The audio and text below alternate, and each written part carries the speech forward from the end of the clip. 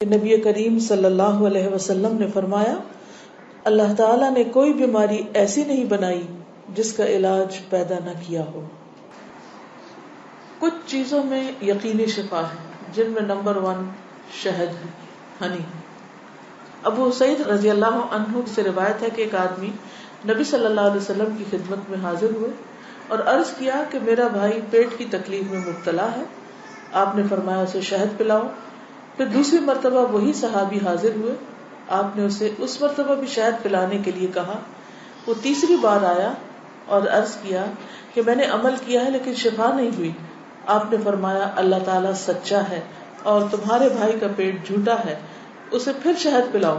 چنانچہ انہوں نے پھر شہد پلایا تو اسے تندرستی ہو گئی۔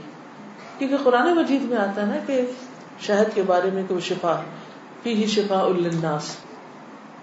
کلونجی میں شفا ہے۔ نبی صلی اللہ علیہ وسلم نے فرمایا سیاہ دانوں میں ہر بیماری سے شفا ہے سوائے موت کے۔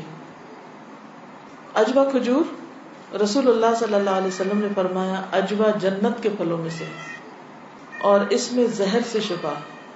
یعنی اگر آپ سمجھتے کہ آپ کے جسم میں آپ کو بلڈ پوائزنس ہو گیا ہے یا ویسے آپ کے اندر بہت ٹاکسنز ہو گئے ہیں تو اس صورت میں بھی آپ اس سے فائدہ اٹھا سکتے ہیں۔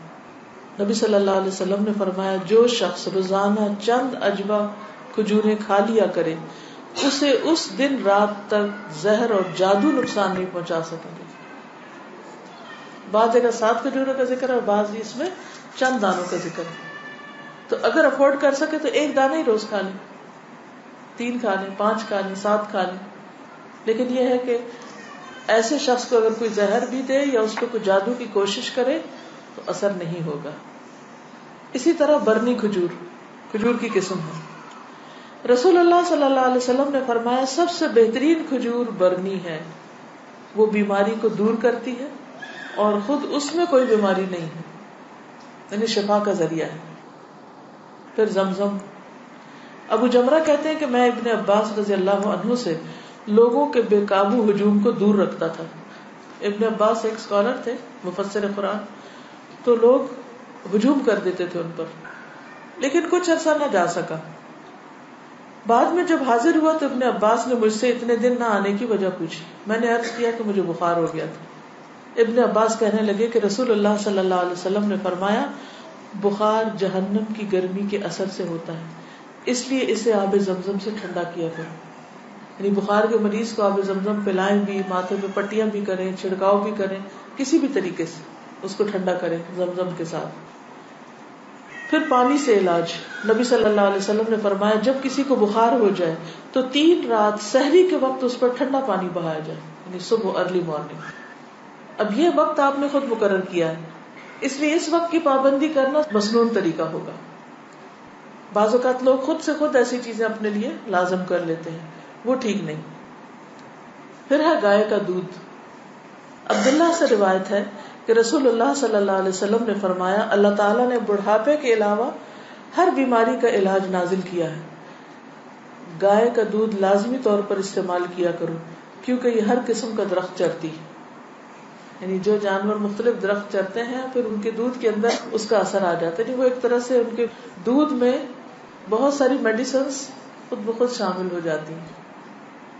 حجامہ کے ذریعے علاج۔ ابن عباس بیان کرتے ہیں نبی صلی اللہ علیہ وسلم نے فرمایا بہترین دن جس میں تمہیں سینگی لگوانی چاہیے وہ چاند کا 17واں، 19واں اور 21واں دن ہے۔ معراج کی رات فرشتوں کے جس گروہ کے پاس سے بھی میں گزرا اس نے یہی کہا اے محمد صلی اللہ علیہ وسلم سینگی لگوانے کا اہتمام ضرور کرنا، یعنی حجامہ ضرور کروانا۔ فرشتوں کی ہر جماعت نے آپ کو یہی مشورہ دیا۔ انس رضی اللہ عنہ کہتے ہیں کہ رسول اللہ صلی اللہ علیہ وسلم نے فرمایا جب تم میں سے کسی کا خون بھڑکنے لگے، یعنی بلڈ پریشر ہو جائے، بی پی ہائی ہو جائے، تو وہ سینگی لگوائے، کیونکہ خون کے جوش مارنے سے آدمی کی موت واقع ہو سکتی ہے۔ یعنی بعض اوقات بی پی کے ہائی ہونے سے انسان مر سکتا ہے۔ پھر کھمبی کے پانی میں شفا ہے۔ کھمبی جو من کی ایک قسم ہے جس کو یہ کہتے ہیں مشروم، اور اس کا پانی آنکھ کی دوا ہے۔ عود ہندی میں شفا ہے۔ ام قیس سے مروی ہے کہ میں اپنے ایک لڑکے کو لے کر حضور صلی اللہ علیہ وسلم کی خدمت میں حاضر ہوئی۔ میں نے اس کی ناک میں بتی ڈالی تھی، اس کا حلق دبایا تھا، چونکہ اس کو گلے کی بیماری ہو گئی تھی.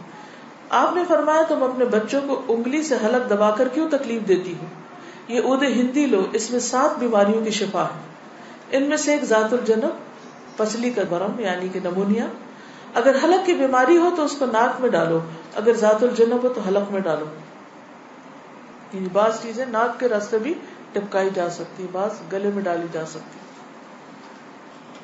جنگلی بکری کے گوشت میں شفا، ہنٹنگ کا جو گوشت ہے نا. انس بن مالک سے روایت ہے کہ رسول اللہ صلی اللہ علیہ وسلم نے فرمایا ارق النساء سے شفا حاصل کرنے کے لیے جنگلی بکری کے ران کے اوپر والے کمر سے متصل حصے کو پگھلایا جائے، پھر اسے 3 حصوں میں تقسیم کیا جائے اور مریض نہار منہ 3 دن یعنی ہر روز ایک حصہ پیے. یعنی اس کو سوپ بنایا جائے، پگھلایا جیسے مراد یہ کہ اس کو بالکل اس کو ملیدہ بنا لیا جائے. کون سے حصے کو؟ ران کے اوپر کے حصے. تلبینہ، عائشہ رضی اللہ تعالی عنہا بیمار کے لیے اور میت کے سوگواروں کے لیے تلبینہ پکانے کا حکم دیتی تھی اور فرماتی تھی کہ میں نے رسول اللہ صلی اللہ علیہ وسلم سے سنا ہے کہ تلبینہ مریض کے دل کو سکون پہنچاتا ہے اور غم کو دور کرتا ہے. مہندی، سلمہ ام رافع جو رسول اللہ صلی اللہ علیہ وسلم کی آزاد کردہ باندی ہیں فرماتی ہیں کہ نبی صلی اللہ علیہ وسلم کو زخم ہوتا یا کانٹا چبھتا تو آپ اس جگہ مہندی لگاتے. اور آخری بات یہ کہ پرہیز علاج سے بہتر ہے. ام المنذر بنت قیس انصاریہ کہتی ہیں کہ رسول اللہ صلی اللہ علیہ وسلم میرے پاس آئے، آپ کے ساتھ علی رضی اللہ عنہ بھی تھے جو ابھی ابھی بیماری سے صحت یاب ہوئے تھے. کچھ نیم پختہ کھجوریں جو پک گئی تھی لٹکی ہوئی تھی. رسول اللہ صلی اللہ علیہ وسلم نے ان کو کھانا شروع کر دیا اور علی بھی کھانے کے لیے کھڑے ہوئے، لیکن رسول اللہ صلی اللہ علیہ وسلم نے یہ کہہ کر منع فرمانا شروع کر دیا کہ رک جاؤ کیونکہ ابھی تک بیماری کی کمزوری باقی ہے. سو وہ رک گئے.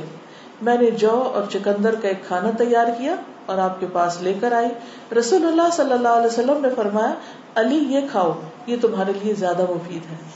یعنی بیمار کو کچھ چیزیں کھانی چاہیے اور کچھ نہیں کھانی چاہیے. تو اس لیے حکم کیا ہے کہ علاج کرتے رہو.